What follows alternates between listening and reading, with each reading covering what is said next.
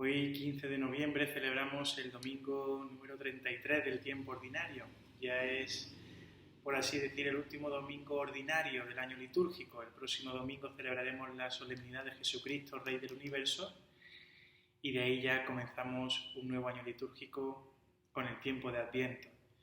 El tiempo de Adviento que las 2 primeras semanas se centra en la segunda venida de Cristo.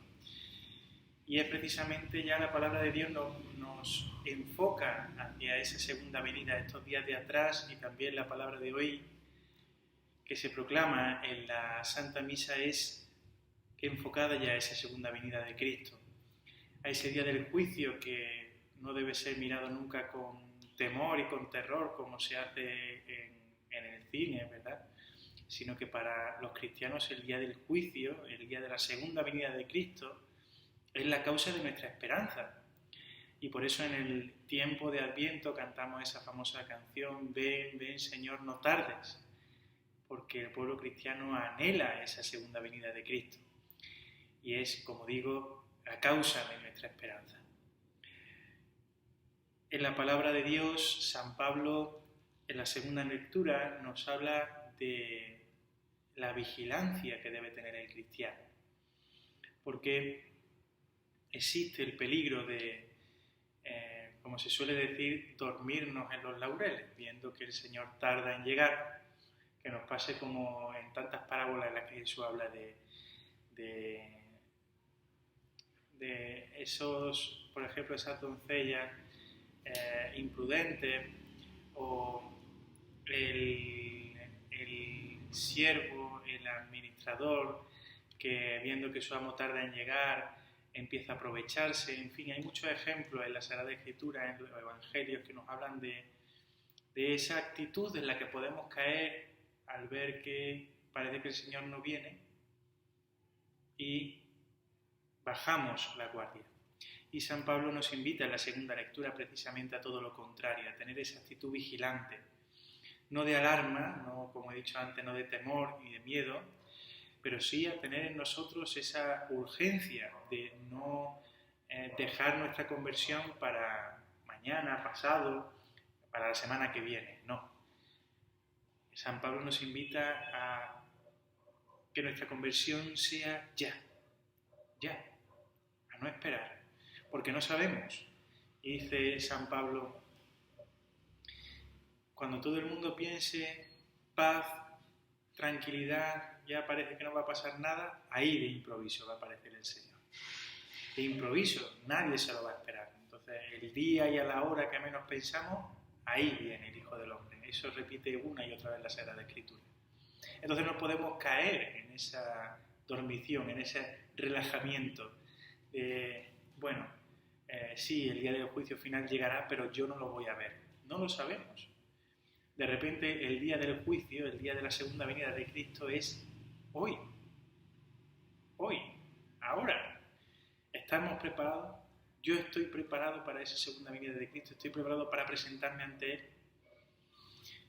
Y de ahí la urgencia, la vigilancia a la que nos invita San Pablo en la segunda lectura que hemos escuchado. Luego, la primera lectura, el Salmo y el Evangelio hacen referencia a la vida ordinaria y a cómo uno tiene que estar preparado, cómo tiene que guardar esa vigilancia de la que nos habla San Pablo en nuestro día a día.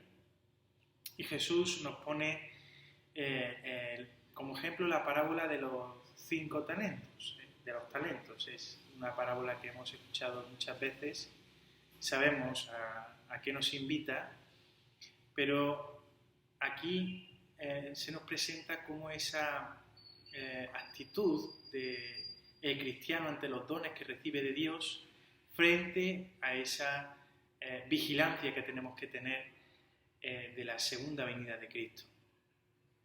Cuando uno lee la parábola desde esta perspectiva, crece mucho más en nosotros esa necesidad de hacer fructificar esos dones que todos hemos recibido de Dios. Algunos más, otros menos, cada cual según su capacidad, pero todos hemos recibido dones de Dios.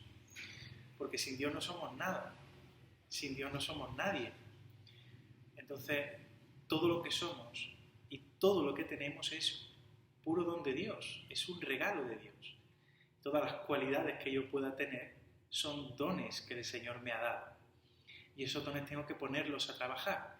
En la parábola aparece ese señor que tiene 3 empleados y a cada uno, según su capacidad, le reparte a uno 5, a otro 2 y a otro 1. El primero que recibe esos 5 talentos los pone a trabajar y produce otros 5. Y el Señor le felicita: eres un empleado fiel y cumplidor, pasa al banquete de tu Señor. Luego aparece el que recibió 2 y le da 2 más. El Señor le felicita de la misma forma: eres un empleado fiel y cumplidor. Como has sido fiel en lo poco, te dará un puesto importante, pasa al banquete de tu Señor. La felicitación que recibe el que recibió 5 talentos y el que recibió 2 son exactamente iguales.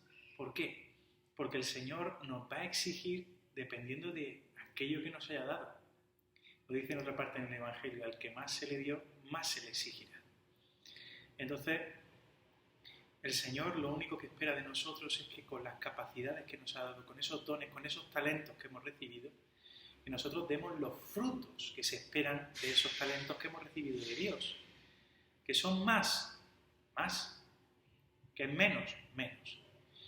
Pero podemos caer en el error del tercero que, sabiendo que su Señor era un Señor exigente, tuvo miedo y enterró su talento en la tierra y no lo hizo fructificar. Y ahí el Señor pues dice una palabra terrible, ¿no? Inútil. A este empleado inútil, echarlo fuera, ¿no? Pero eso de enterrar el talento no tiene por qué significar simplemente que no lo pongamos a trabajar. Enterrar el talento que el Señor nos da puede también significar usarlo para beneficio propio.